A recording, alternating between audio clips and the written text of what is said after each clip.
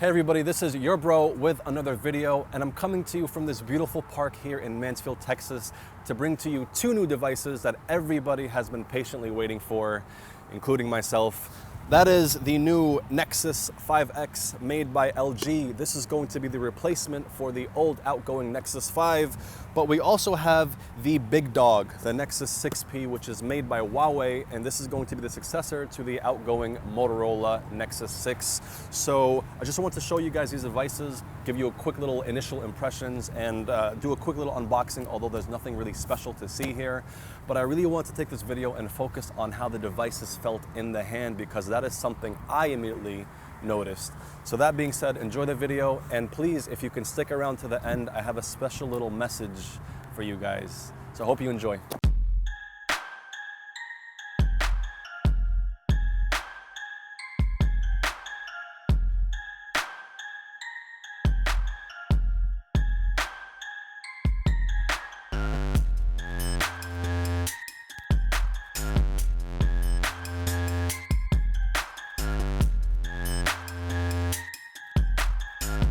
So we'll start with the cheaper and the smaller of the two devices, which is the Nexus 5X.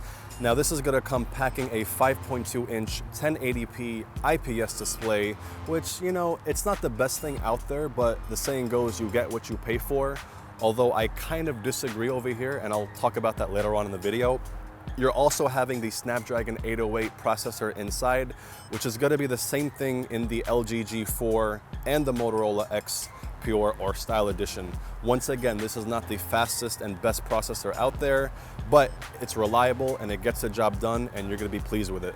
Now, where you will notice the difference is going to be the fact that this has, unlike the aforementioned others, only 2 gigabytes of RAM, unlike the 3 or the 4 gigabytes of other devices that you'll see out there today. So what this means is that, yes, it's going to be just fine to do your normal activities, but when you hold another device out there, a more expensive one with better specs, you will notice the difference in how it handles the applications and the speed of opening up things, and even some of the intensive processes like adding filters and all this type of stuff with editing software and whatnot. So you will notice a slight difference. Other than that, you have a 2700 milliamp battery, which is charged via USB Type-C. Now, this is non-removable and it does not have wireless charging, but at least it has fast charging, and you have to make sure to get the right charging brick to take advantage of that.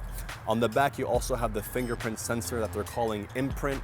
I don't know what that means, but you know, why can't you just call it a fingerprint sensor? But okay. Anyway, it was very, very quick, and the setup process was very, very easy, so I'm pleased with that. Now on the back, we have a 12.3 megapixel sensor with laser autofocus. Although there is no optical image stabilization, there is only the software or digital stabilization, which, if you've seen my old videos about the Motorola X Pure Edition, I have no qualms with that whatsoever. Anyway, Google, LG, and Huawei are touting this camera very much because of the larger pixel sizes that it has. So that's going to mean it's going to be better in low light photography. So I'm excited to test this out in future videos. Now on the front, we have the 5 megapixel camera for your selfie shots. And on the bottom, we have one front-facing speaker, not two, but one. So don't get confused by both speaker grills. Now the phone's gonna come in a color option of quartz, carbon, or this really cool ice color that you're seeing over here, which is the one that I got because it's a little bit different. I would describe it like a very light or sky baby blue. The device is gonna come in 16 or 32 gigabytes. I purchased the 32 gigabyte version, and after taking it out of the box, I noticed it shipped with about 24 gigabytes of available storage right off the bat. So take that into consideration. Now down to my last point, it is the way the device feels in your hand. It's made up of a polycarbonate chassis, which basically means it's going to feel very, very plasticky. And this is something I immediately noticed when I took it out of the box. Maybe it's just me being very biased because of the phone I was using before, which is a Motorola X Pure, which has, you know, it feels like you're holding earth in your hands because you have the metal and you have the silicone rubber and you have the glass and you have the plastic and you have the nice heft and weight to it. So I'm not sure what it is, but I immediately noticed that this device feels very, very cheap, especially the buttons on the side and everything and how light it was. I honestly felt like I was holding a toy rather than a $400 smartphone from Google and LG. Now, if you asked me about this a year ago, I would have had no problems with that, but now we are unfortunately, or fortunately, more spoiled because of the quality of devices that are coming out right now. As I've mentioned before, the product life cycle has gotten to a stage where there are a lot of new entrants to the market. And this is the first thing that you learn in business school. Whenever you have all this new competition, there are going to be no winners except the consumers, which are you and I. So I really feel that this phone, which starts at $379 for the 16GB version, is a little bit too expensive for how it feels in the hand. I'm sorry if that offends anybody, but I'm telling it as it is, and it is what it is.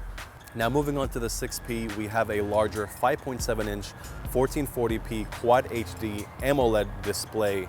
Now this is good that they included the AMOLED because you're able to take advantage of the ambient display that both the 6P and the 5X have, but only the 6P has the AMOLED display, which is able to only turn on the pixels that's necessary without turning on the entire display and sucking up more of that battery. Now inside you have the Snapdragon 810, which is very zippy, along with 3GB of RAM. Now I know in the previous section of this video I mentioned that the 5X felt very slow compared to other devices, and that's specifically because I used the 5X before using this 6P, which felt so much quicker, and it was literally like night and day. Now inside you're going to have the 3,450 milliamp battery, which is non-removable, charged via the USB Type-C, and once again no wireless charging, but there is fast charging. You also have the fingerprint sensor on the back and the same camera as I mentioned on the 5X, but unlike the 5X, this one has a little bit better resolution on the front, so it's giving you 8 megapixels instead of 5. And when I initially tested these cameras out on the front, I was really impressed with the level of detail that they have, so pretty pleased over here. The color options for this device are going to be aluminum, graphite, or frost, as you see over here, which is the white color. Now I'll be honest, after seeing the frost in real life, I'm really not that pleased with it because it looks even more, I don't know, cheap, especially like around the antenna section. But I really think if I was to go back and get a different color, I'd totally get the graphite because that black shade looks really sleek, apart from it being able to hide that obnoxious camera bar on the top. Now on to the last thing, we have the build quality and the feel in the hand. Unlike the Nexus 5X, this one has an aluminum chassis or a metal build, which feels a lot better than the Nexus 5X, but still guys, I'm sorry to say this, I feel a little bit let down over here. Maybe it's the color option, maybe it's the way it feels in the hand, but personally for me, once again I'll say that, personally for me, my preference, my taste, I enjoy a heavier phone in the hand, one that's a little bit more hefty, one that has a little better texture and a grip to it, and maybe it's just me coming from my previous phone to this one, but I'm not sure what it is, but I feel a little bit indifferent about this build quality. For others out there, you might enjoy it. You might like the fact that it's lighter than other phones and more thin than other phones. But for me, I'm really just not feeling it. So tell me what you guys think in the comment section below. Maybe you disagree or maybe you agree. And last but not least, it is the price. At 32 gigs, you're gonna spend $499. If you want the larger 64 gig version, like the one that I have, it's $549. And if you want the top of the line 128 gig version, you're gonna pay $649. But it is temporarily out of stock unless you want to pay a premium for a device somewhere on eBay or somewhere else on the web. Okay, so that's all I have for now. I hope you enjoyed the video. If you did and you want to see more, please go ahead and subscribe. If you enjoyed the video, go ahead and give it a thumbs up because that'll help. And if you did not enjoy the video, I am sorry, I apologize, but please give me your feedback in the comment section below and let me know how I can improve these videos for you. That being said, I know I mentioned I had a special message. That is because from my previous videos, I promised the viewers that I will show them some 4K footage of the Motorola X Pure Edition. Well, that being said, what did you guys think of the quality of this video? If you still don't get it, I brought this little mirror with me to show you that everything in this video has been shot with the Motorola X Pure Edition. Hope you enjoyed the video. See you guys next time. Take care.